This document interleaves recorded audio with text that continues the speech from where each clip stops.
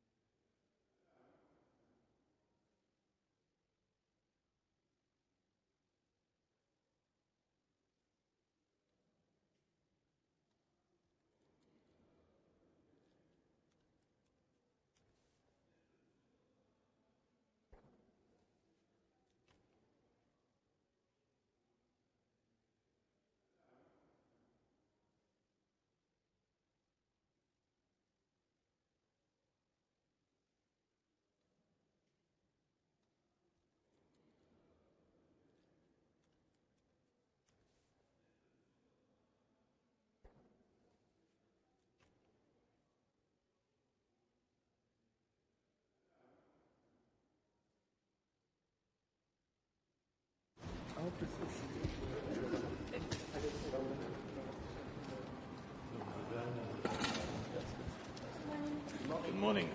Good morning. I will stand here somewhere. Good. Okay.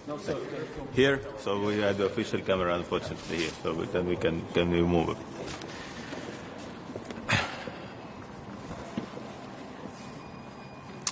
So good morning. It is good to be here back in Brussels, especially at the moment where we need all these critical decisions, and still there is too many decisions which are not made.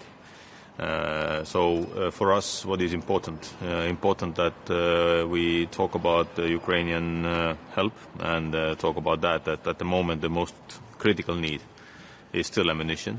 I'm happy to see that there are some good news coming from different member states regarding the ammunition, and it starts to go more and more. US has made a decision. Of course, Europe has to make many other decisions. I'm happy to see that Spain announced a new package. But still, the urgency is very, very acute. We see what is happening in Kharkiv region, and this is why I believe it is very, very important to send ammunition. But additionally to that, I also believe that we have to send a very clear message to Russia, but also to Ukraine, that we are ready to increase also the training missions, that European Union promised to increase the EU MAM from 40,000 to 60,000. This will be done, but I believe it's not enough because Russia is putting more pressure. That means that we need to go to even higher margins. I believe that it is okay to send very clear signal that we will go to 100,000 with the Ukrainian soldiers training. But of course that means also that Ukrainians can give us the soldiers whom to train. And then of course it is very important that we also move forward with the assets, so frozen assets. Estonia was one of the first ones, or actually the first one who made a law on frozen assets, so there is a possibility in Estonia, so I really do hope that we can also have the very quick next steps also in Europe, on European Union level. So these are the most acute topics, and let's hope that we will be able to get some very good news for Ukraine, because the battlefield situation is really, really hard. There is this proposal from Greece and Poland to have or to start an EU-financed missile defense shield for the European countries. What do you think about this initiative? But we have different initiatives. We have also German European Sky Shield initiative. It's not something new. Every country knows that there is a huge shortage of the air defense assets. So that means that first and foremost we need new money. Without new money, we will not get any new assets and new capabilities. So everyone who is coming with these proposals, I applaud to these proposals, but to achieve that, we need to bring more money into defense, and I truly believe that even 2% is not enough, what was agreed on NATO summit in Vilnius. So we will go to Washington summit with the 2.5 message, but Estonia is among only 4 countries in NATO who is doing even more. So we have close to 3.5 maybe this year already, depending the economy. So only Poland, US and Greece have more than 3 additionally to Estonia. So this is what we need. We need more money into defense. We also need new money on European Union level. So that means the Eurobond, for instance, what Estonia has said that which might help. So there are many things what we can do on the European level, what we can do on NATO level, but at the end of the day, it all needs new money for defense. Minister, are you concerned about a recent series of sabotage and arson attacks in Lithuania, Poland, Germany, Denmark, Sweden and the UK? There's some suggestion that Russia might be orchestrating these attacks, organising these attacks? This is just the way Russia operates. They've conducted also similar operations in Estonia. So they Russian services hired 10 people in Estonia to attack the car of the Minister of Interior, also one journalist's car. We've seen that they are aggressive also on the border, so they took out on the Narva River our boys. So this is like, normal behavior of Russians. Sorry to say that, but we need to understand that Russia is more and more aggressive towards European countries and also NATO countries. So which means that our deterrence measures has to be very clear. We are not allowing these kind of steps, and everyone behind these sabotage acts will be taken into custody and will be responsible for these actions. Do Do you think Ukraine should be allowed, as we believe Mr. Stoltenberg will say today, that Ukraine should be allowed to retaliate and beyond the front line into Russia? They are doing that today. Ukraine has their own drones which are hitting the targets behind enemy lines into very deep, so more than 1,000 kilometers. So, of course, I truly hope that all the countries who have these assets will also give the permission to Ukraine, because it cannot be normal that Russia is attacking from very deep to Ukrainian territory and Ukrainians are fighting with one hand behind the back. So it's not normal. So this is why I have a very clear stand here that, of course, Ukraine should have all the possibilities to defend their own country and their people. But what do you think? What's behind the restrictions of countries like Germany and the United States?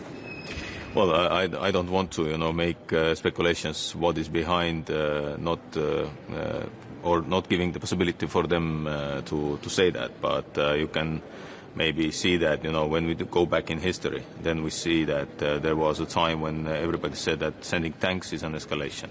It wasn't. Sending Storm Shadows or Scalp, it's an escalation. It wasn't. Sending F-16 was an escalation. It wasn't. So Russia is, of course, using every possibility to say that when you are sending something new, this is an escalation. It is not. It is helping Ukraine to fight for their country and for their people. What would be your message for President Zelensky, who's today in Brussels, if you had meeting with him?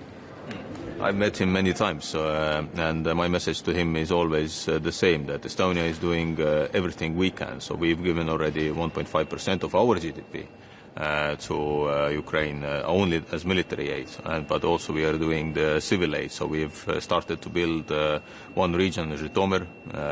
We built there one kindergarten, one bridge already. Many new projects are in process. So, and then, of course, my message is that we are pushing from Estonia's side all our allies to do even more, because, we have this war already more than 800 days, so we don't have any luxury to say that we are not helping Ukraine. No, we have to give everything we can, and this is the only message.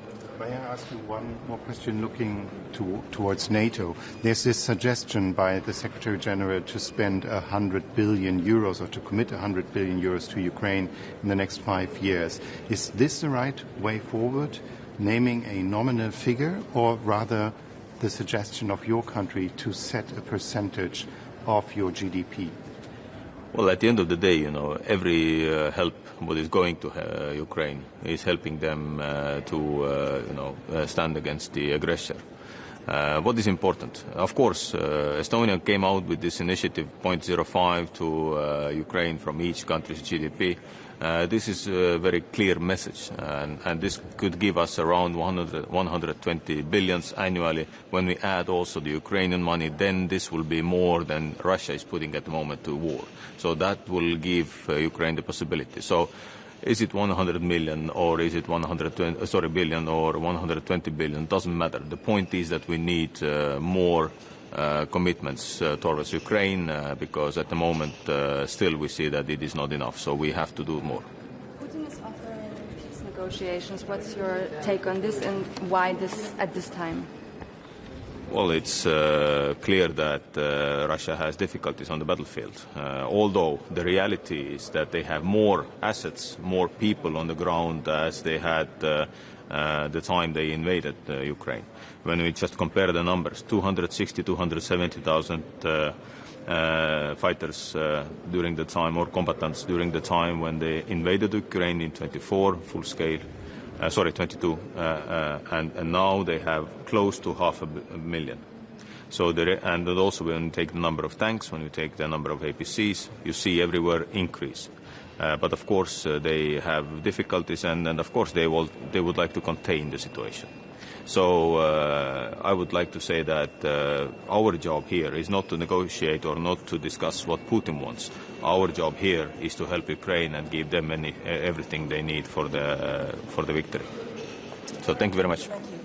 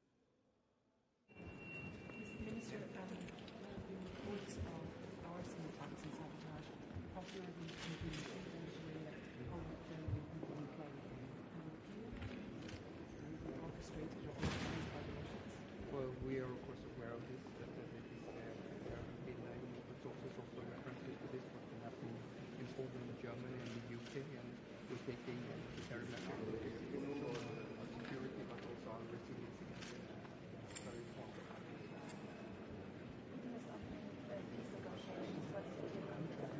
Well, I think my take is not as important as the Ukrainians. Of course, the Ukrainians will have to make that decision for any kind of peace negotiations, and our position is that we will support Ukraine for as long as it takes. And as far as I understand, their position is, of course, that they will welcome this upcoming summit. It's going to be taking place this summer, but.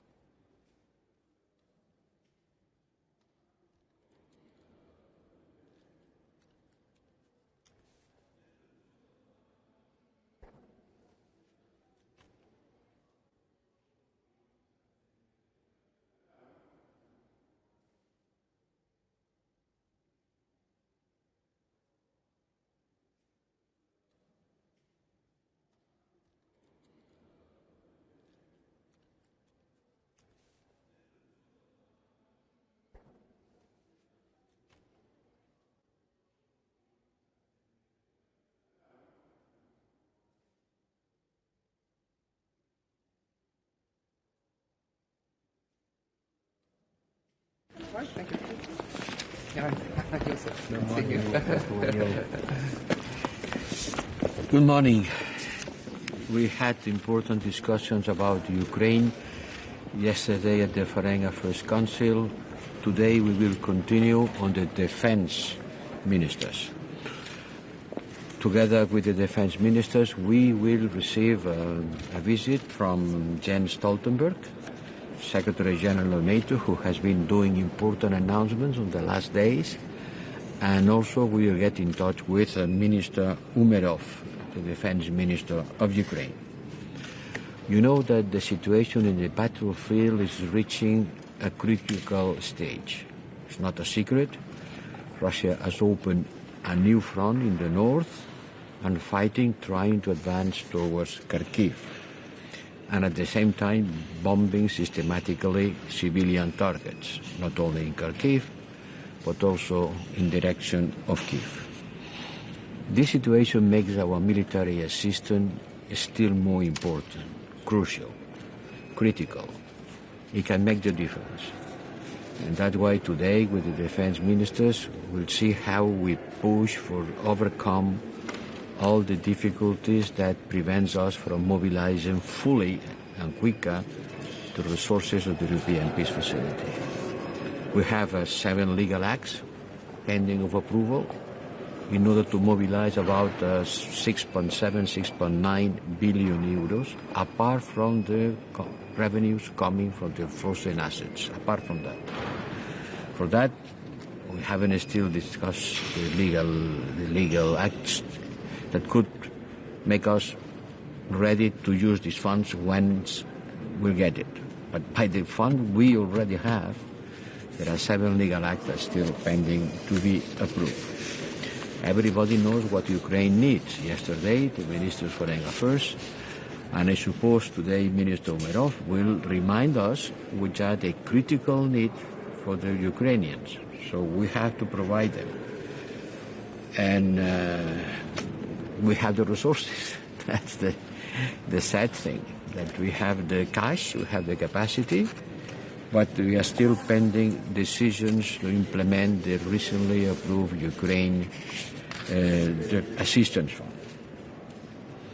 On the other side, in order to have a strong capacity to support Ukraine, we need a stronger defense industry.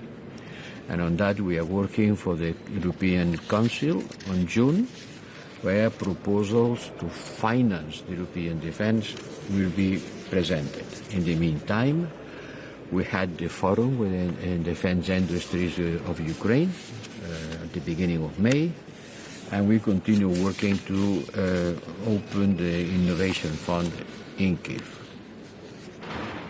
I think the important thing is to put the basis for a better funding of the European defense development. We need more private funding and more public funding. And we are exploring with the Commission the possibilities and the ways to increase this capacity. Now everybody agrees on that. Some months ago, when I presented the strategic compass, it was not so clear, the will to invest and to push at all levels to increase our defense capacity. Today is clear, it will be the big issue for the European politics in the coming month. Before the Council, we will celebrate 20 years of the European Defence Agency. I will chair the board of the Defence Agency, 20 years. The ministers will approve a new strategic approach for the agency work for the next 5 years. It's giving the agency more strength, more capacity, more ambitious targets. The agency has been doing a very important job that was silent until the war, until the Versailles meeting. Nobody was paying a lot of attention to the annual reports of the agency, warning about the gaps, the defaults, that the European capacity to defend because of the multiplication of armies capacities, diversity, fragmentation, not enough funding. The agency has been saying that on the last 10 years. And I hope that now with this new strategic approach, the Defense Agency will be taken much more into consideration when we go to the defense problems in Europe. Do you know why Hungary is blocking the disbursement of EPF money? Well, they have concerns which are not related exactly with the defense issue, about the way the Hungarian firms has been dealing with problems in Ukraine, also the way Ukraine is dealing with the Hungarian minorities and its territories. We are doing our best in order to solve these problems, but they have nothing to do exactly with defense. It's a matter of defending their national interest.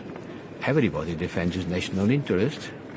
They have the right to do so, but there has to be a certain proportionality between the way you defend your national interest and the consequences of the decision that you are blocking. Greece and Poland have suggested to build up a European air defense shield financed via an EU program. What do you think about this initiative? Everything that is being done in a community approach, I am much in favor. In fact, it's my role as High Representative for Security and Defense. My role is to build a common defense policy. What is a common defense policy? It's putting in common initiatives to increase the defense capacities. And this is being done from the proposal of the member states or from my own proposals. So welcome that member states said, in order to defend our airspace, why should look at that in a fragmented manner? This is my airspace, this is your airspace. Internal market is something that belongs to member states, all of them together. Why not an internal airspace? Why not to consider the airspace of the European Union member states as a unique airspace? You cannot say to a rocket, oh, now we are entering the airspace of Czech Republic. Now you are entering the airspace of Italy. The airspace of Europe is the airspace of Europe. So to protect it in a community manner, perfect. But the devil is in the details. Then we start thinking where this air defense will be put, on the border, with which capacities, with which funding. You know that the European Union budget cannot buy arms unless it has been until now the agreed doctrine. And until now this was the doctrine, and I think it's the right interpretation of our treaty. And that's why we invented the European Peace Facility, to have an off-budget, something which is not part of the budget, not submitted to the constraints, not under the control of the Court of Justice, not be involved by the Parliament, just a pot created by member states. If member states want to create a tool to develop a common air defense, it will be fantastic. The Minister of Defense should talk about it today. I'm sure they will. And we can create perfectly a specific fund, intergovernmental fund, to all together to create a common defense capacity. Do it inside the European Peace Facility, or do it wherever you want. They have the capacity of doing that. They have done it. I will open the door to the discussion today about it. Representative, did you get briefed yesterday, or will you get briefed on the sabotage and arson attacks that are taking place across Europe? Sabotage on? Arson attacks, shopping centres and warehouses being put on fire with a suggestion that Russia might be behind them. And that they're I cannot say what I don't know. Okay. Maybe yes, maybe not. I cannot blame someone without having strong evidences. My second question is, do you have any concerns that the delivery of weapons from the Czech initiative is slower and from America is slower than expected? Well, the Czech president recognized it the other day that certainly it is lower than expected. Unhappily, everything is lower than expected. The initiative was announced end of February at the Munich conference. We are end of May. It means 3 months. By the time being, we are talking about 80,000 ammunition that could reach the battlefield by the end of June. It shows that between the saying and the doing, all of us, we face some difficulties. In any case, this initiative should be able to complement others in order to give more ammunition to Ukraine. Everything that could do that is good, but sometimes we anticipate big figures and short terms. And in fact, the terms are longer because everything has a difficulty, and maybe Russia has been doing their must in order to prevent this supply of ammunition happening. Are you in favor of setting new goals for the training mission for Ukraine? Could it be possible to train 100,000 troops until the end of the year? Well, the training mission has been very successful. 40,000. It's a matter of resources. If member states want to continue training Ukrainian troops, I will open the funding of the European Peace Facility. And certainly, if Ukraine wants to increase the conscription, want to increase the number of troops, a soldier without training is useless. A soldier without training is just a matter of killing people without any kind of support to the fighting. And training becomes more and more complicated because it's not the classical war where you have to know the basics, no? This war is complicated, it requires electronic warfare, there is a lot of problems with mines, so soldiers has to be trained. The training of a soldier to participate in this war is not a matter of weeks, it's longer than that. So all member states have been participating. Today we'll see if we are, I hope we will, ready to increase the number of Ukrainians. So this is a matter of saving lives. You send a soldier to the front line without adequate training, and he will be in a very dire situation. And then there is the issue of do we allow the arms to be used in order to target out to the Ukrainian soil, as Schallenberg proposed the other day? Do we allow our arms to be used below the longer, after, further in Russian territory? Well, some member states have started deciding that, taking this constraint out. Another important thing to discuss today. Is it necessary from your view? Well, according with the law of war, it's perfectly possible. There is no contradiction. I could retaliate, or I could fight against the one who fights against me from his territory. The risk of escalation, I'm sure, will be put on the table by some. But you have to balance the risk of escalation and the need for Ukrainians to defend. Because certainly you cannot go where the attacks are coming from. You are on completely asymmetric situation.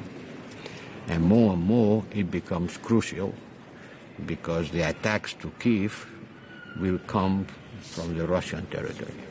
One last question. Putin is offering peace negotiations. Can this be taken seriously? Peace negotiation, everybody is putting a lot of pressure on everybody in order for the June conference be a success. Russia is doing the same thing.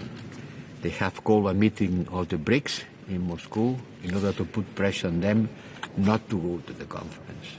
If they don't want people going to the conference, it means that the conference is important. Thank you. Thank you.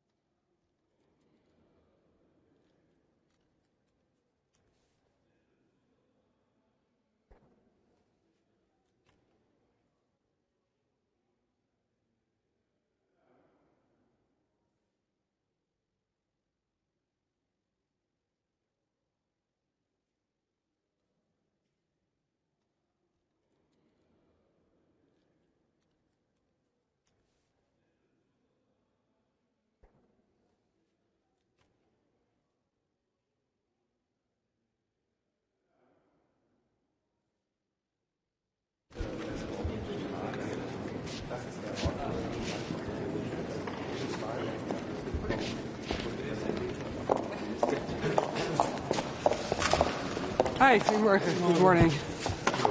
Ja, toch eerst maar even nieuws over de Patriots. Ja, Oekraïne is natuurlijk, wordt nog steeds aangevallen. De luchtaanvallen gaan door. Oekraïne heeft gevraagd om meer luchtverdedigingsmiddelen. En wij hebben gezegd dat we dat echt ontzettend belangrijk vinden dat het gebeurt. De Patriot-systemen zijn schaars in Europa, in de NAVO. Maar wij zetten nu een stap naar voren. Dus wij zullen onderdelen van Patriot-systemen gaan leveren. We zijn in gesprek met partners, zodat we een compleet systeem kunnen samenstellen. En dat aan Oekraïne kunnen leveren, zo snel mogelijk.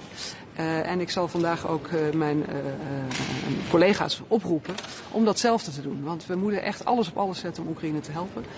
Daar is ook creativiteit bij nodig. Oekraïne is altijd creatief geweest en wij moeten dat nu ook zijn. En dit is de manier, denk ik, om te kunnen leveren waar Oekraïne om vraagt.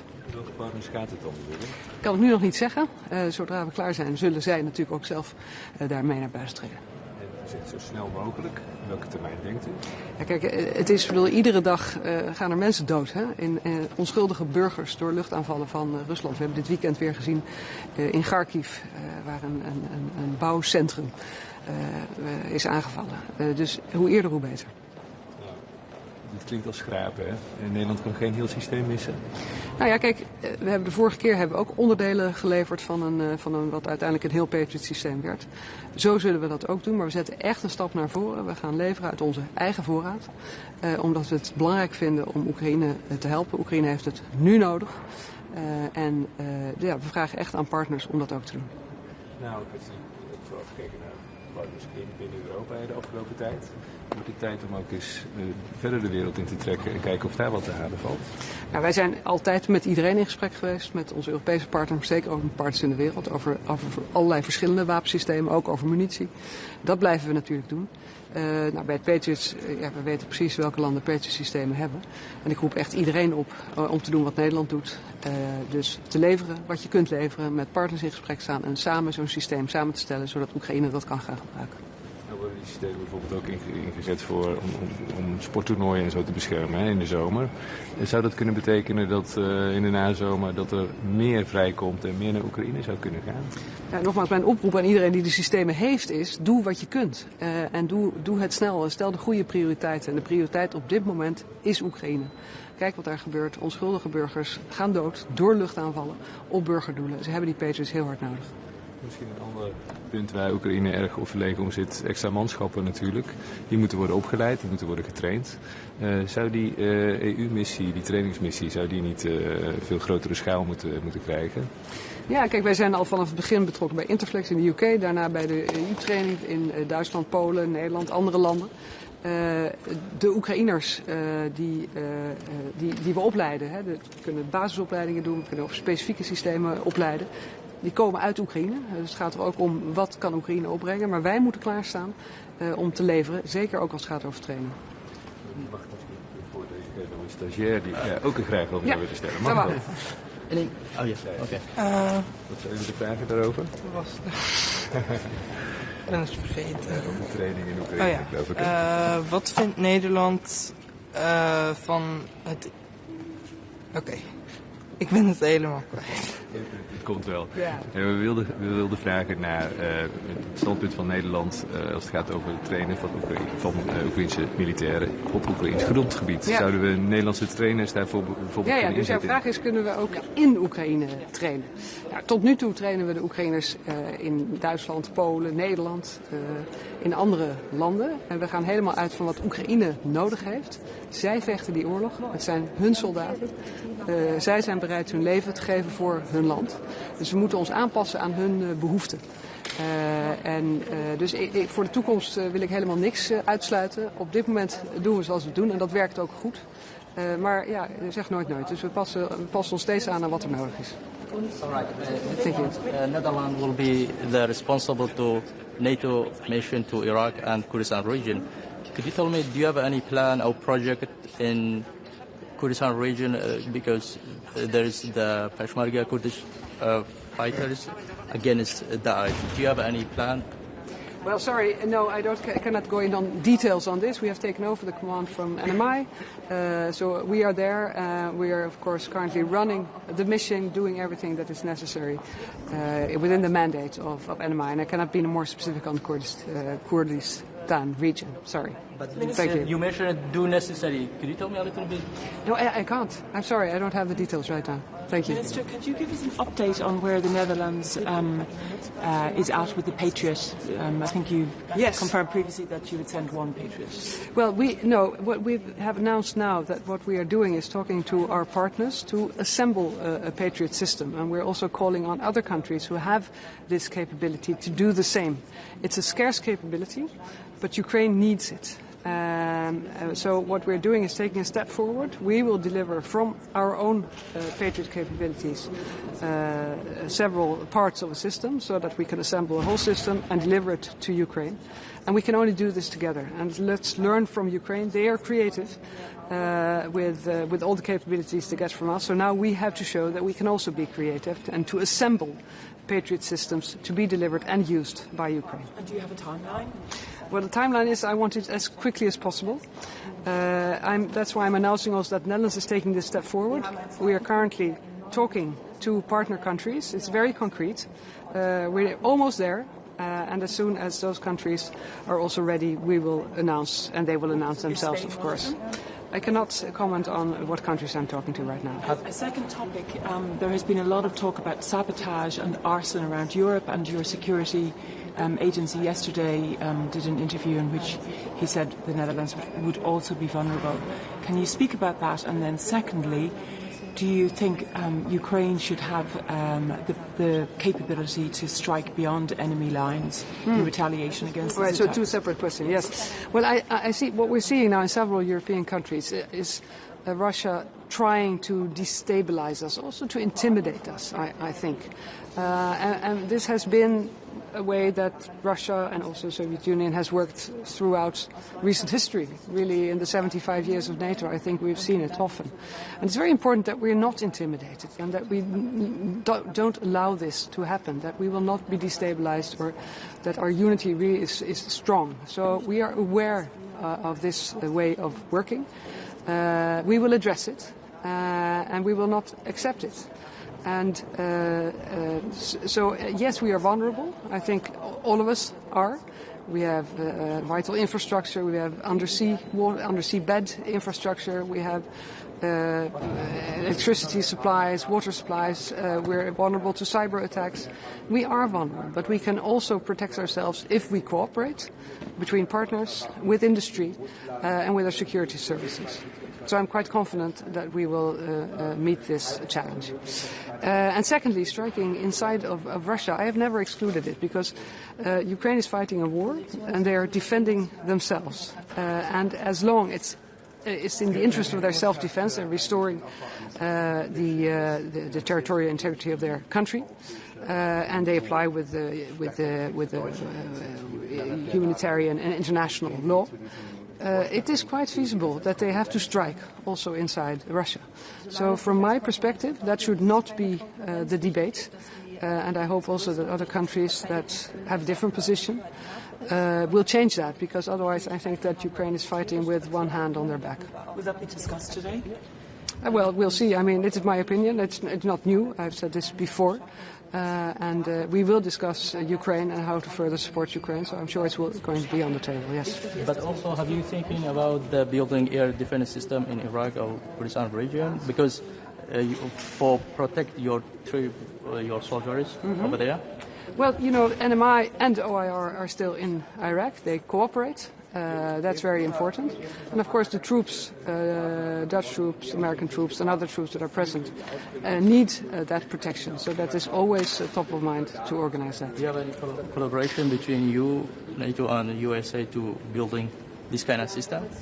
But only in the context of OIR and NMI. So there are no other plans than that. Thank you. Wat vindt u van Hongarije dat de steun via de vredesfaciliteit blokkeert? Nou, ik vind dat toch wel pijnlijk. Dat duurt nu al, ik geloof, meer dan een jaar. Dus het is duidelijk dat alle andere landen dit willen. De principebesluiten zijn genomen. Die fondsen moeten nu gewoon vrijkomen. En dat op één land hangt in Europa, ja, dat toont wel aan dat solidariteit betekent ook dat je soms mee moet gaan in iets wat het overgrote deel van de Europese landen wel wil. Dus ik hoop echt dat Hongarije die blokkade snel gaat opheffen. Dat het impact op Oekraïne? Nou ja, kijk, het belangrijkste is dat we altijd Oekraïne blijven steunen en dat we daar eenheid in tonen. En tot nu toe zijn we er iedere keer in geslaagd om de juiste besluiten te nemen in de Raad. Maar het feit dat toch Hongarije, dat natuurlijk ook een andere opvatting heeft over steun aan Oekraïne, het geheel kan blokkeren, ja, dat lijkt mij vanuit Oekraïns perspectief zo mogelijk nog frustrerender dan het voor ons ook al is. Dat is politieke symbolische impact. Ziet u ook echt praktische impact? Nog niet, maar die kan natuurlijk op enig moment wel komen. En daarom zullen we er nu ook weer, is gisteren ook gebeurd, vandaag ook weer hard op drukken dat dat nu gaat gebeuren. Ik zou zeggen, op weg naar het Hongaars voorzitterschap, los dit daarvoor even op. Een ogenblik terugkeren op die vraag van die militaire instructeurs. Ziet u daar ook niet een risico in van escalatie? Misschien wat gebeurt er als er Nederlandse instructeurs daar getroffen zouden worden door Russisch vuur? Ja, kijk, als je dat soort dingen gaat doen, moet je dit natuurlijk ook heel goed wegen. Hè? Maar dat doen we nu ook.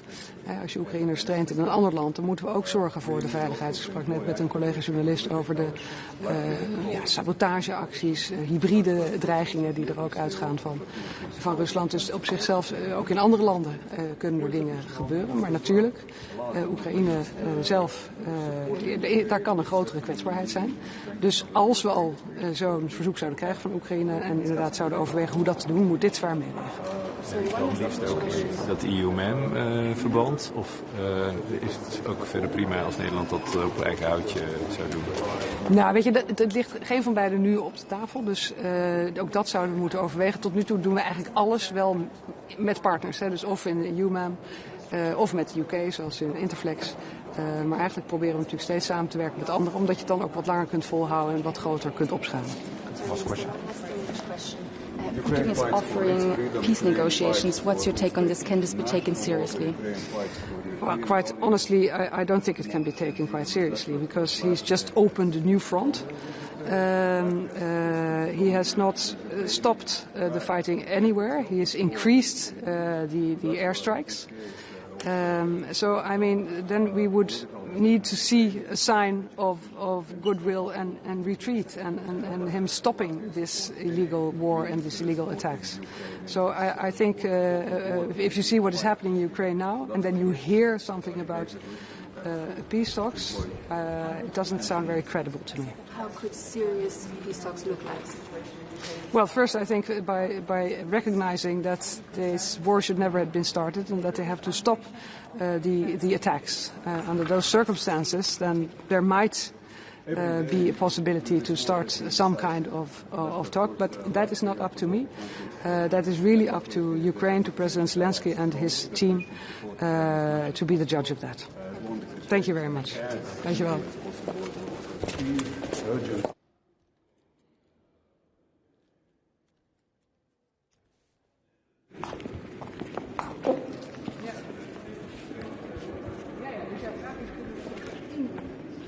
kann auch noch kurz warten, bis sie fertig ist. Ja, okay, gut. Ich finde es so unhöflich, wenn jemand anders redet. Aber gut. Moin. Wir haben viele wichtige Themen auf der Agenda. Es geht neben den Missionen, Operationen Moin. Wir haben viele wichtige Themen auf der Agenda. Es geht neben den Missionen, Operationen der Europäischen Union ja vor allem um die Unterstützung der Ukraine und auch um die verschiedenen EU-Instrumente und die Zukunft der europäischen Verteidigungsindustrie. Mir sind 2 Punkte ganz besonders wichtig. Wir müssen die Instrumente der Europäischen Union dafür nutzen, um die Ukraine weiterhin schlagkräftig und langfristig zu unterstützen. Die ukrainische Luftverteidigung, das wissen wir alle, sie ist massiv unter Druck geraten. Daran zeigt sich, dass wir mit dem Schwerpunkt auf die Luftverteidigung einen richtigen und wichtigen Schwerpunkt gelegt haben als Bundesrepublik. Auch auf europäischer Ebene ist dabei viel passiert. Es ist nicht nur die deutsche Initiative mit der Koalition bzw. Initiative für die Luftverteidigung, sondern auch auf europäischer Ebene ist viel passiert. Bereits im März haben wir uns darauf geeinigt, 5 Milliarden Euro in dem Ukraine Assistance Fund für die Ukraine nutzbar zu machen. Jetzt ist noch hinzugekommen, dass wir auch die Zufallsgewinne für die Ukraine für den Assistance Fund nutzen können. 3 Milliarden Euro zusätzlich werden dafür zur Verfügung stehen für direkte und unmittelbare Hilfe für die Ukraine. Und jetzt geht es darum, den gordischen Knoten zu zerschlagen und diese Hilfe auch nutzbar zu machen. Sie wissen, dass wir darüber in intensiven Verhandlungen sind und auch heute werden sicherlich die Verhandlungen weitergehen. Es ist wichtig, dass wir diese Mittel für die Ukraine nutzbar machen, damit sie weiter in ihrem Verteidigungskampf gegen die russische Aggression unterstützt werden kann. Zusätzlich wollen wir auch die langfristige Unterstützung über Sicherheitszusagen auf der europäischen Ebene verankern. Die Vorabstimmung hierzu laufen. Das ist an den Staats- und Regierungschefinnen und Chefs in den nächsten Wochen, dies dann zu vereinbaren. Wir haben einen zweiten Punkt, der enorm wichtig ist und darüber werden wir wieder auch sehr intensiv heute beraten. Es geht darum, die Verteidigungskapazitäten die Kapazitäten der Verteidigungsindustrie hochzufahren und zu steigern.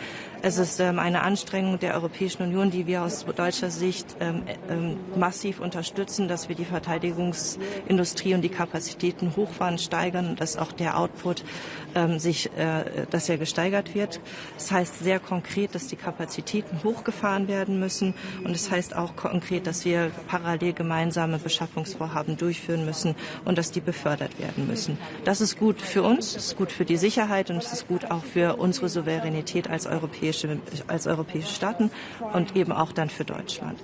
Der Verordnungsvorschlag der Europäischen Kommission zum European Defence Industry Program wird gerade verhandelt und ist ein wichtiger Schritt in diese Richtung. Aus deutscher Sicht ist es so, dass wir Bedarfe bündeln wollen, um dann eben zu gemeinsamen Beschaffungen zu kommen und darüber dann auch Produktionskapazitäten langfristig abzusichern und darüber souverän zu werden und unsere eigene Sicherheit gewährleisten zu können. Ich freue mich nun, dass wir in den Austausch gehen. Wir sind ja zunächst beraten wir über die European Defence Agency. Danach geht es dann eben um die von mir benannten Themen, in der Hoffnung, dass wir heute auch dann viele Mittel zur Stärkung der Ukraine, Unterstützung der Ukraine finden werden und dann gleichzeitig eben auch unsere eigene Sicherheit darüber stärken. Vielen Dank. Immer mehr Partnerstaaten und auch NATO-Generalsekretär Jens Stoltenberg haben in den vergangenen Tagen deutlich gemacht, dass sie die deutschen Beschränkungen für die Ukraine zum Einsatz deutscher Waffen gegen Russland nicht für hilfreich bzw. sogar für falsch halten. Halten Sie es für möglich, dass es da eine deutsche Trendwende gibt? Wie erklären Sie den Partnern die deutsche Position dort? Die Positionen sind souverän national getroffen. Der Kanzler hat dazu alles gesagt. Es gibt den Vorschlag für den Aufbau eines Raketenabwehrschildes, finanziert durch die Europäische Union. Gleichzeitig gibt es eine deutsche Initiative innerhalb der NATO. Wie stehen Sie zu diesem Vorschlag und sehen Sie das als Konkurrenz an? Solange es nicht als Konkurrenz gebaut wird, ist es keine Konkurrenz. Wichtig ist, dass das größte und wichtigste Verteidigungsbündnis auch für Europa die NATO ist und dass wir dort die Fähigkeiten haben, um militärisch zu agieren und darüber auch militärisch agiert wird. Und auf der europäischen Ebene sehen wir im Vordergrund die gemeinsame Beschaffung, so dass wir Bedarfe bündeln, um dann das, was wir zur Verteidigung benötigen, dann auch gemeinsam zu beschaffen. Wichtig ist, dass wir die verschiedenen Instrumente haben. Da sehen, worüber dann Bedarfs Bedarfslücken analysiert werden. Dann werden diese Bedarfe gebündelt und gemeinsam beschafft als Europäer. Und die Verteidigung, die tatsächliche Verteidigung, das militärische Agieren, das ist Sache der NATO. Ihr estnischer Partner hat heute Morgen die Idee auf den Tisch gebracht, das Ziel für die Ausbildungsmission für die Ukraine auf 100.000 auszubildende Soldaten zu erhöhen. Ist das etwas, was die Bundesregierung unterstützt, was sie für möglich hält? Wir haben unser Ziel ausgebracht, dass wir wieder mehr als 10.000 Soldaten auf deutschem Boden ausbilden möchten. Und wir hoffen, dass es für die Ukraine möglich ist, dieses Personal dann auch eben in Ausbildung zu bringen. Wir sehen, dass die Ukraine unter Druck ist und wir tun alles, um sie zu unterstützen mit Ausbildung oder eben mit Ausstattungshilfen. Vielen Dank.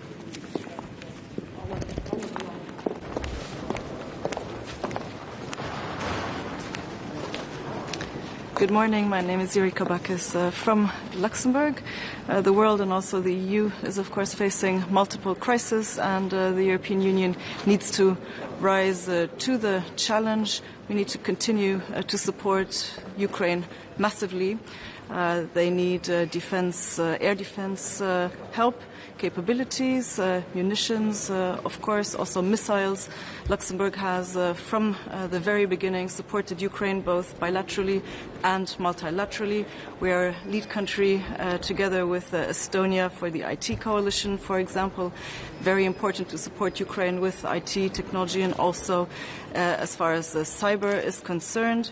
Luxembourg supports the Ukraine Assistance Fund. Of course, we also know that 5 billion euros will not be enough, so we will need to continue to support Ukraine massively. European defense, we need to continue to collaborate very closely. Also, the European industrial base is something that I look forward to strengthening and having these discussions with my colleagues here today. The European Defence Agency also plays a very important role. We looking forward to discussions on that as well, especially also in terms of procurement, very important areas where, as European Union countries, we need to continue to work together, and that always in very close collaboration with NATO. Thank you very much. There is a proposal from Greece and Poland to build up a European air defense shield and finance it via an EU program. What do you think about this proposal? I would like to look more into this. I think we need to try to find ways where we can collaborate on this area, but also in areas, in other areas further together. So we are open to these kind of discussions and help support where we can. So Putin is asking for peace negotiation or offering peace negotiations. Why at this timing? And do you think this can be taken serious? Well, I think the war can be stopped very quickly. This is in Putin's hands, so then he should stop the war. Thank you.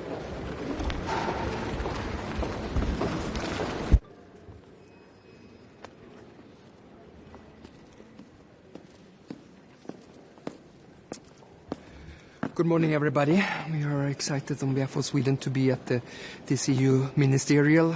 We think it's very important that we have a unity within the EU to also to continue supporting Ukraine for as long as it takes. Sweden last week announced that we are committed also for doing this. We presented a multi-annual commitment of 6.5 billion euros in order to support Ukraine as long as it takes. I expect us to be discussing everything from the European peace facilities and also further training within the framework of EU MAM Ukraine. And we think it's very important, of course, to keep the unity and to continue supporting Ukraine for as long as it takes. Pågår en diskussion huruvida man ska få använda europeiska vapen eller liksom västvapen i Ukraina mot mål inne i Ryssland. Vad säger du om det?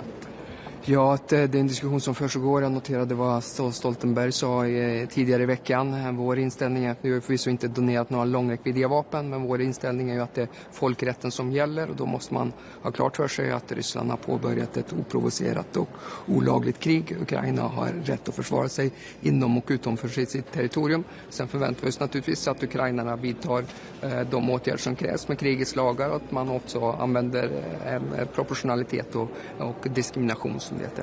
Men svenska Archer till exempel, de räcker ganska långt. Finns det några begränsningar i användningen av Archers? Vi har inte identifierat några geografiska begränsningar utan det är folkrätten som gäller för vår inriktning på donationerna. Och då är det i enlighet att man använder i enlighet med krigets lagar och att man vidtar proportionalitet och diskriminering som det heter.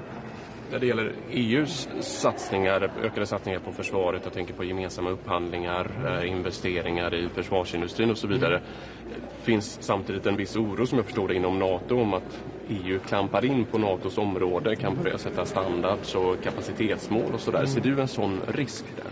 När det kommer till standardarbete så är det ju NATO som har det främsta ansvaret för det. Det som det stagnar. De jobbade ju intensivt naturligtvis med standardisering. Det är oerhört viktigt. En erfarenhet från kriget i Ukraina är att vi måste arbeta mycket mer intensivt just med standardisering. Vi har donerat 600 olika typer av vapensystem till Ukraina. Det är svårt med logistik och underhåll om man inte har samma standarder. Så standardiseringsarbetet är ju ett arbete som i huvudsak ligger på NATO. Sen har man hela arbetet också med kravställning. Det säger vi att det är väldigt viktigt att man också harmoniserar kravställningen så att vi kan få de här skalfördelarna när vi upphandlar försvarsmateriel. Men om man till exempel köper in gemensamt inom EU, finns det inte en möjlighet att man då sätter en annan standard? Ja, jag tror att standardiseringsarbetet som sagt sker inom NATO. Finns ju en speciell typ av kommitté där som heter Stagnad och även då NATO Defense Investment. De har ju en assisterad generalsekreterare som arbetar intensivt med dem. Så det är NATO-standard som sen har EU andra fördelar när det kommer till finansiering, när det kommer till forskning och utveckling och försvarsindustriellt samarbete, inte minst inom ramen för ASAP. President Zelensky är här i Belgien idag och ska bland annat titta på de belgiska F16-planen ute på flygplatsen där med hopp om att få F16 senare i år. Vad vet ni om tidsschemat vad gäller plan till Ukraina?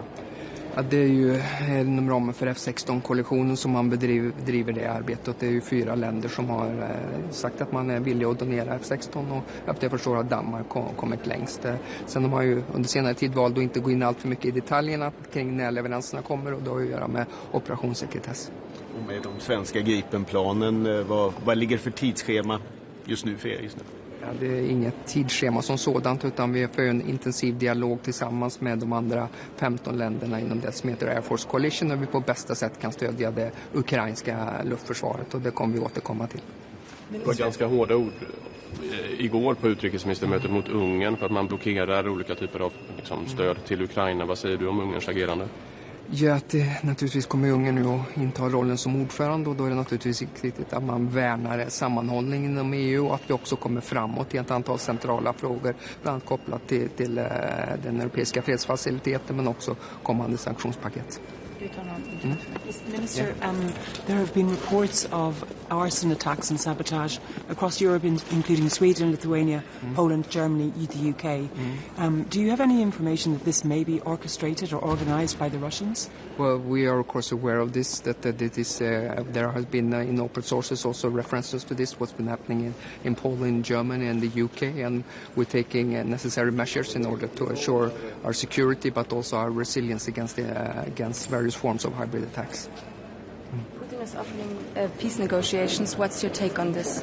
Well, I think my take is not as important as the Ukrainians. It's of course the Ukrainians who have to make that decision for any kind of peace negotiations, and our position is that we will support Ukraine for as long as it takes. And as far as I understand, their position is of course that they have been welcomed this upcoming summit. It's going to be taking place this summer, but it's the Ukrainians who decides if and when they want to negotiate. There's a proposal from Greece and Poland to build up an EU-financed air defense shield. Yeah. Do you think that's the right way forward? We welcome all the initiatives that can also strengthen the Europeans' capabilities on air defense. There have been measures taken now on artillery ammunition, which we welcome, and we're part of the ASAP initiative, but also on air defense. I think it's commendable also that the Europeans are doing more together. Of course, we are supporting the German initiative as well, and there are others as well. So I think our experience so far has been easier to replace American capabilities on the artillery ammunition, but we also need to do more on air defense. Here, so thank you so much. All right, thank you.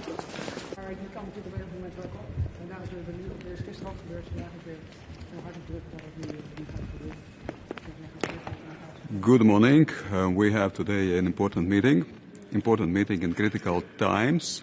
Ukraine continues to fight for its freedom, And of course, that's why support for Ukraine, unwavering support, continuous support is extremely important. It is important to provide all the necessary equipment, all the necessary means, especially the ammunition, especially the air defense systems. We need also to employ actively capability coalitions. Latvia co-leads a drone coalition. So that's why, of course, also here we see a lot of opportunities how we can support Ukraine continuously with additional means as well. Last but not least, for supporting Ukraine, we certainly need to strengthen our military industry. So we will be discussing today also the military industry issues to strengthen industrial base in Europe. Then we can strengthen our own defenses and security, but also, of course, continuously provide Ukraine with necessary support. Thank you. Minister, there has been some concern about the restrictions on Ukraine attacking and retaliation against Russia beyond enemy lines. Do you support a change? Ukraine fights for its freedom, Ukraine fights for rules-based international order, Ukraine fights for European values of democracy and freedom, and that's why, of course, Latvia has stood strongly with Ukraine. Latvia has stood strongly with Ukrainians' right to defend itself with all necessary means.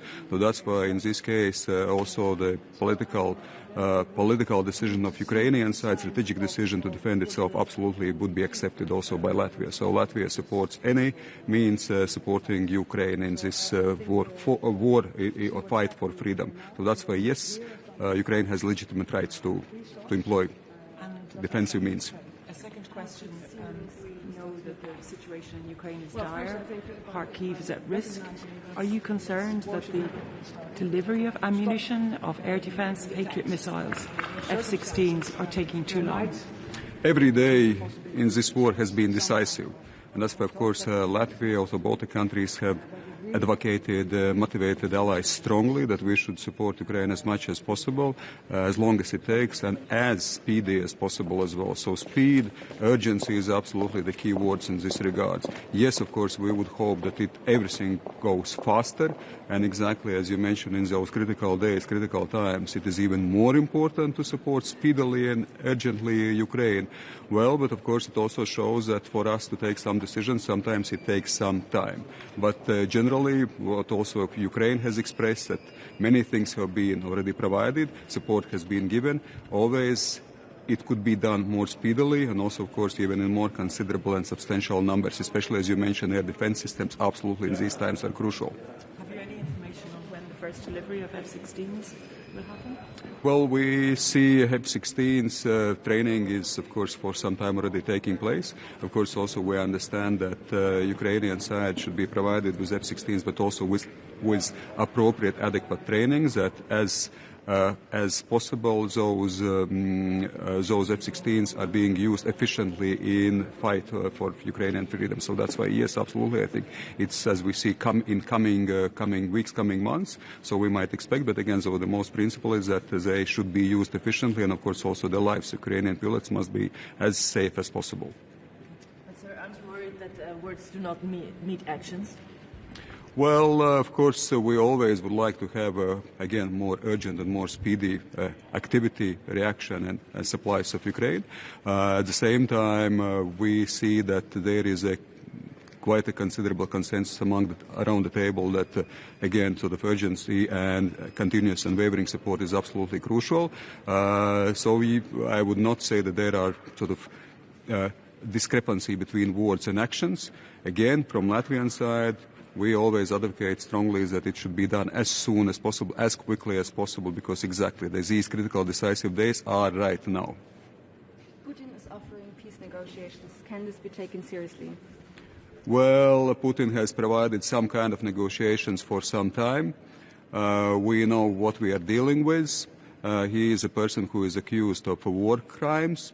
So that's why I think the most important is, again, to focus and concentrate exactly on supporting Ukraine. We should speak from positions of strength, not from the weakness. And again, positions of strength is positions of Ukrainian strength, so Ukraine must be strong and supported, but also it's European and NATO strength. So that's why at some point perhaps some kind of negotiations could take place, but it absolutely prepositions from strengths, and of course on the principle that Ukraine regains all the territory, on territorial integrity of Ukraine, also of course on the punishment of Russia, that all devastation what has been done should be covered by Russia, so that's why absolutely frozen assets must be used. So these are the principles we should approach any kind of conversation with war criminal in this case. How do you want to, you mentioned the frozen assets, how do you want to convince Hungary to agree? Well, we have a discussion with Hungary, I must say, for some time. It seems that this is not an easy conversation, but sooner or later, as we see also, for instance, on sanctions, we all are unanimous on our decisions. So I'm absolutely sure that sooner or later we will also get a decision and consensus in this regard. Yeah, this is an excuse we hear from a lot of politicians, but we know that time also means like loss of lives. Time, absolutely, I fully agree, and we are pushing and motivating Hungary strongly. This is also the decision, unanimous decision by all countries. So that's why, of course, all meetings and we ourselves are also strongly, of course, advocating decisions exactly should be taken as soon as possible. Yes, but unfortunately we're facing such kind of situation as well. So we are part 27 countries, and of course countries also make their own individual decisions, unfortunately sometimes which are precluding from fast speed in this regard. Do you understand? How do you explain yourself that Hungary is hesitant? Well, I would not delve into Hungarian domestic politics, so I believe this is not appropriate decision. I think appropriate decision would be exactly to move as soon as possible forward. So, I mean, as we see, Hungary unfortunately drags its feet. You could argue that the EU is failing to support Ukraine, that Russia has made massive advances this year in terms of occupation, that Kharkiv is at risk, and that EU, if you look back in history, has been too slow. Well, let's not underestimate ourselves, and let's also not underestimate what we have done. Still, a lot of things have been already accomplished, and again, sanctions against Russia, already a number of rounds, and we are increasing the pressure on Russia in this regard, on the Russian economy. Of course, support for Ukraine is absolutely must and continuous, so we see that macroeconomic, macro-financial support is there. We see also, of course, that militarily countries and also EU supports also actively. Yes, of course, once more from Latvian side, we would like to have it even more faster. We would like to have in a more substantial numbers. Well, but at the very end, it's 27 countries, and of course 27 countries have also some space for discussion in this case, even though there is no really time too much left in this case. Absolutely, I agree with this, and these days are very, very critical and decisive. But again, sort of, I would not also underestimate Ukrainian will, Ukrainian determination, Ukrainian already achievements, what has been achieved, Ukrainian also the perspective will to continue fight for its freedom and also liberate territories. Thank you so much. Thank you. Bye-bye. Thank you.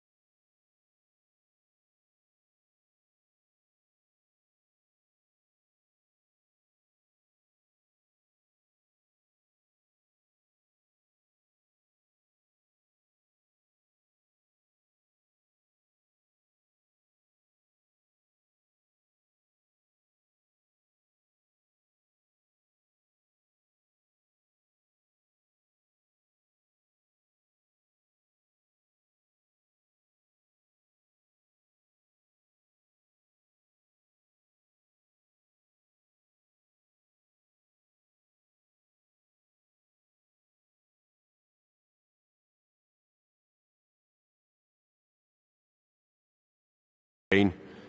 Air defense is crucial now for Ukraine, but if we're looking at the EU decisions about additional funding to EPF fund, that's crucial to get on. We don't have time to waste anymore.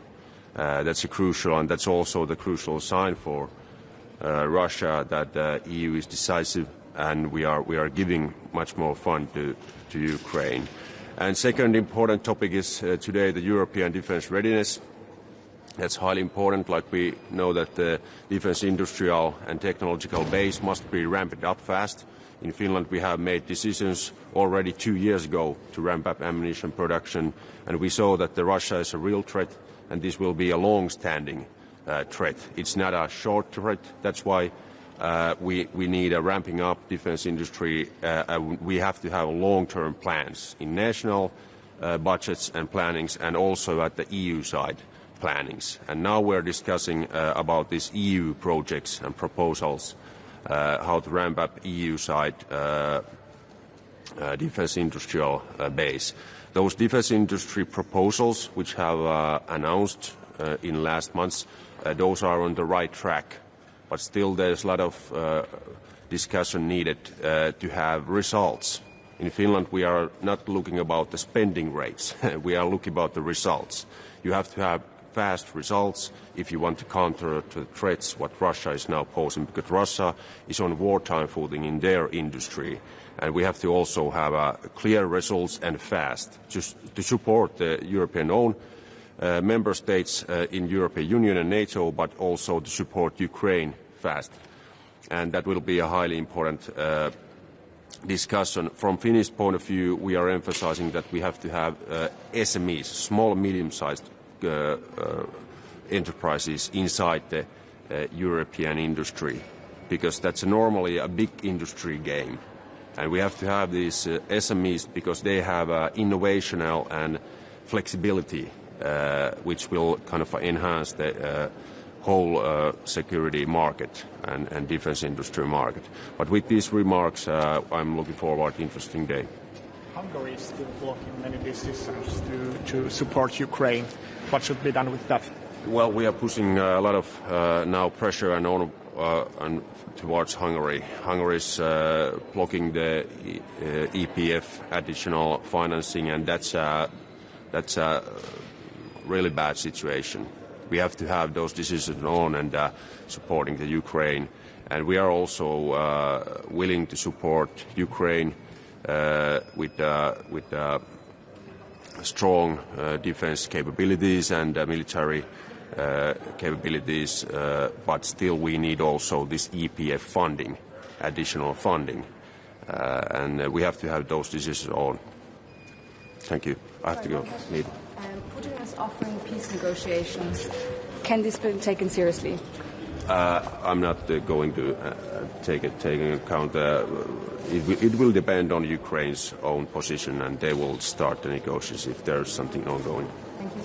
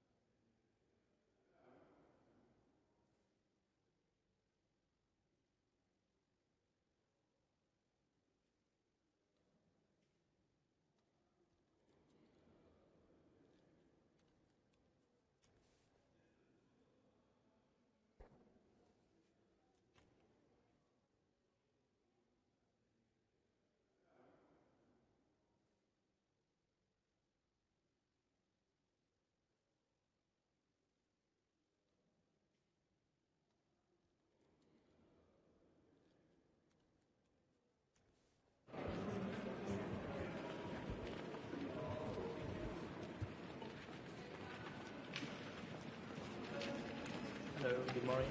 Grüß Gott. Good morning. Guten Morgen. Grüß Gott. Sie wollen heute auch Sky Shield unterzeichnen mit der deutschen Staatssekretärin. Wann genau werden denn Österreicherinnen und Österreicher davon etwas merken, dass wir da jetzt beigetreten sind? Unsere Mission vorwärts ist ja jetzt schon auf den Weg gebracht. Wir haben ja unter anderem bereits in der Beschaffung Sky Ranger für die kurzen Reichweiten. Dieser Schritt heute, wenn wir das Memorandum of Understanding unterschreiben, ist ein ganz wichtiger für die Sicherheit der Österreicherinnen und Österreicher. Es ist unabdingbar notwendig, gerade als militärisch neutraler Staat, dass wir uns schützen vor den Bedrohungen aus der Luft, die wir leider auf allen Krisen und Kriegsherden erleben müssen. Nochmal die Frage, wann und wie werden Österreicherinnen und Österreicher davon etwas merken?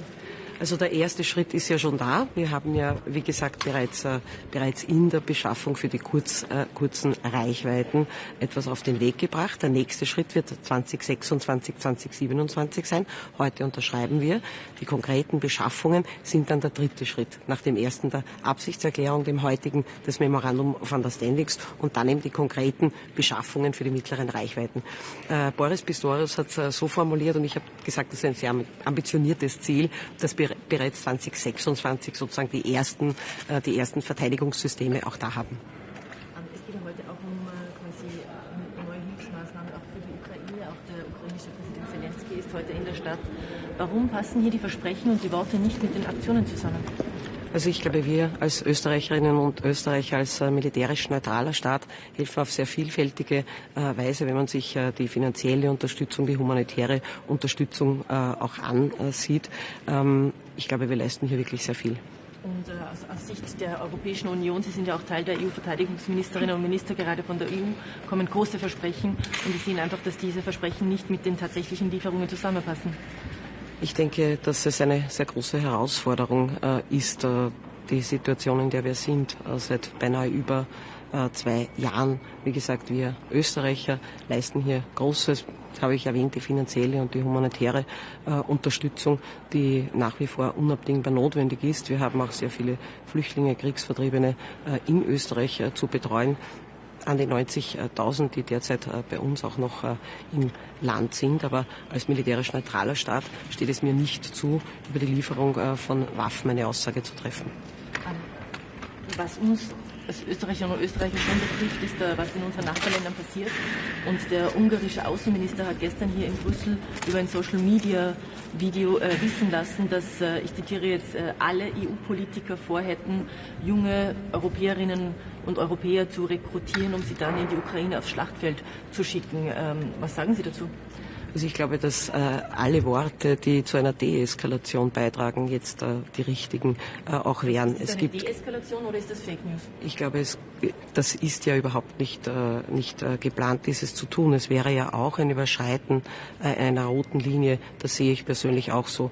Aber noch einmal, als militärisch neutraler Staat unterstützen wir die Ukraine, egal ob es um Sanktionspakete und die Unterstützung dessen geht oder eben auch um die finanzielle, um die humanitäre, um die medizinische Hilfe, die ja auch bei diesen Bildern, die wir gerade auch in den letzten Tagen gesehen haben, mindestens genauso wichtig ist. Wenn man sich vorstellt, als Mutter eines Kindes bin ich wahrscheinlich froh, wenn ich eine entsprechende medizinische Hilfe bekomme.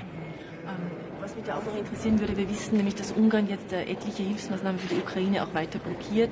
Da geht es vor allem um das Reimbursement, wenn man quasi Waffen schickt. Ich weiß, Österreich als neutrales Land tut das ja nicht, aber bekommt ja auch etwas dann quasi zurückbezahlt, wenn es etwas schickt an Helmen zum Beispiel oder Schutzwesten.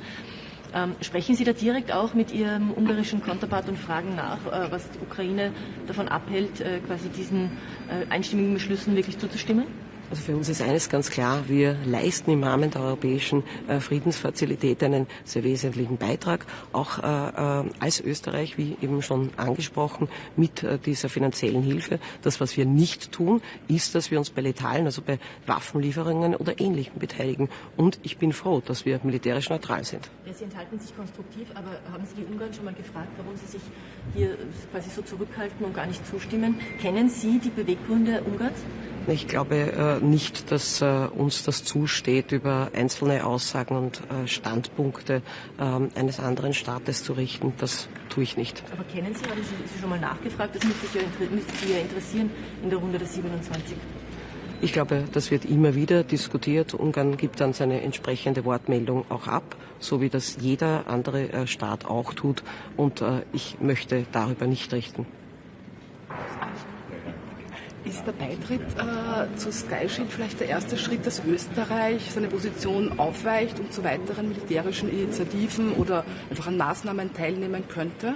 Ich weiß schon, dass die Rechten versuchen, mit dieser Unterzeichnung des Memorandums of Understanding sicherheitspolitisch sich auf einen Weg zu begeben, den man nur als Risiko bezeichnen kann. Das ist eine unabdingbare Notwendigkeit. Wenn wir die Bilder sehen, egal aus welcher Region, die Bedrohung durch Drohnen, durch Marschflugkörper, dann ist es gerade als neutraler Staat die Aufgabe, dass wir die Österreicherinnen und Österreicher schützen. Warum sollen denen am Städten in Zwettl, in Bregenz nicht genauso geschützt werden wie eben die Kolleginnen und Kollegen in der Schweiz? Das hat überhaupt nichts mit militärischer Neutralität zu tun. Ganz im Gegenteil. Sky Shield wird die Speerspitze unserer Neutralität sein. Und die Kollegen mögen einmal der rechten Seite, mögen einmal in der Verfassung nachlesen, was da steht, die Neutralität mit allen zur Verfügung stehenden Mitteln zu schützen. Jawohl, insbesondere auch gegen die Bedrohungen aus der Luft, die wir leider täglich erleben müssen. Das heißt eventuell auch mit der Teilnahme an weiteren Maßnahmen, auch militärischen Maßnahmen? Na, das, was wir jetzt beschaffen, sind ja Abwehrsysteme. Wie gesagt, damit haben wir ja bereits begonnen. Das ist alles im Rahmen unserer Mission vorwärts, im Aufbauplan auch drinnen. Jetzt geht es darum, dass wir die kurzen, die mittleren und die längeren Reichweiten entsprechend auch in Form von Zwiebelschichten ein Schutzschild bauen. Das ist unsere Aufgabe vor den Bedrohungen, die wir leider Gottes ja wie jetzt zuletzt nicht gerade auch in der Ukraine erleben müssen. Darf ich nochmal nachfragen, was die Kollegin gesagt hat, gibt es schon auf europäischer Ebene, sind Sie da im Gespräch mit anderen EU-Ländern, weil man will ja eigentlich eine gemeinsame Beschaffung forcieren von Waffen, von anderer Ausrüstung. Sind da schon andere Länder an Sie herangetreten und haben gefragt, liebes Österreich, machen wir da anderes auch noch gemeinsam? Das ist ja nichts Neues, dass wir gemeinsam beschaffen. Wir haben es ja zum Beispiel im Panzerbereich auch genauso getan. Das wird immer notwendiger werden, dass wir auch dann interoperabel sind. Das ist eine unabdingbare Notwendigkeit, das zu tun. Wir haben ja jetzt schon im Aufbauplan 2 Milliarden dafür vorgesehen, haben die ersten Schritte, wie gesagt, mit Sky Ranger, das auf die neu beschafften Pandur montiert wird, bereits gesetzt und die weiteren Schritte folgen dann. Das, was heute passiert, ist die Unterzeichnung des Memorandums of Understanding, das uns genau diese Möglichkeit gibt, eben Einschau zu halten in die einzelnen Dokumente, auch in diesem Steering Board, das geschaffen wird, einen Teil anzunehmen und selbstverständlich werden wir hier gemeinsam beschaffen. Das macht es zum einen einmal kostengünstiger, effizienter, interoperabel und auch schneller. Ich danke Ihnen. Danke. Putin will Friedensverhandlungen beginnen. Was sagen Sie dazu? Kann man das ernst nehmen? Ich finde die Initiative meiner Kollegin Viola Amherd aus der Schweiz, die jetzt stattfindet, sehr gut, dort eine Friedenskonferenz durchzuführen. Es wird auch Bundeskanzler Nehammer daran teilnehmen. Das halte ich für absolut notwendig und für wichtig, weil am Ende muss immer Frieden das Ziel sein. Danke Ihnen. Wiedersehen.